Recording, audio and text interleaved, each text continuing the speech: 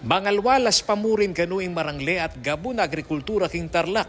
Dakala pa ding tanaman na pale ang pungabu o sugarcane. Pauli na niti, maragulya kanu ang baging agrikultura ning lalawigan king migit at 2 trilyon na pesos sa gross domestic product o GDP ning Central Luzon. King datos ning Philippine Statistics Authority at inyang 8.8% a kontribusyon in Tarlac king GDP ning Central Luzon. Agpanggang Tarlac Governor Susan Yap, mayakit keti ing agriculture base siya pamurin ing karelang lalawigan. Kaugnay na niti, migit na kanong tutukan ning provincial government ing Pamagpasiknang king agriculture sector kapamilatan na ning modernung pamananaman.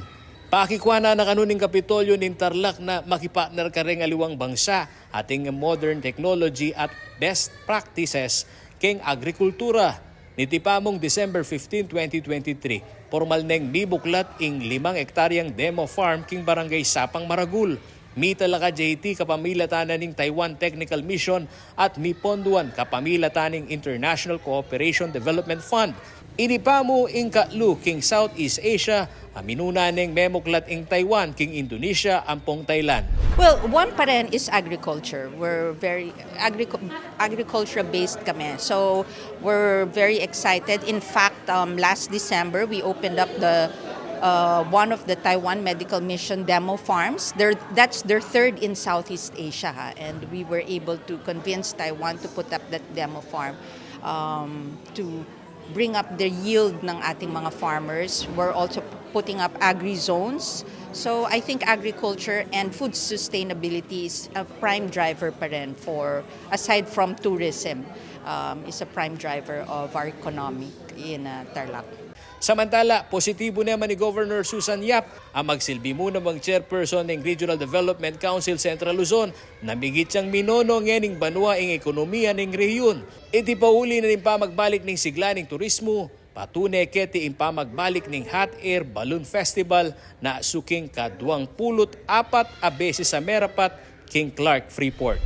Region 3 is so vibrant, no, in terms of economics. I've just been reading the past year's comparative economics, and Region 3 bounced back immediately and has surpassed the revenues post-pandemic, pre-pandemic. So we're back in track, and events like this, having the hot air balloon, many events, creative events, bring economic activity to the region, to Pampanga, especially Tarlac.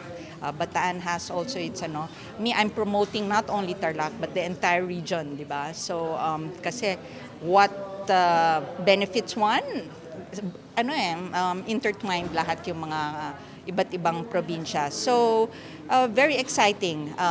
The Big Bang, of course, will be in Feb for the hot air balloon. They will be housed in New Clark City for the next 5 years. Aking kakaing talasuyo ay Paulo G. Santos, ating pusong makabalen.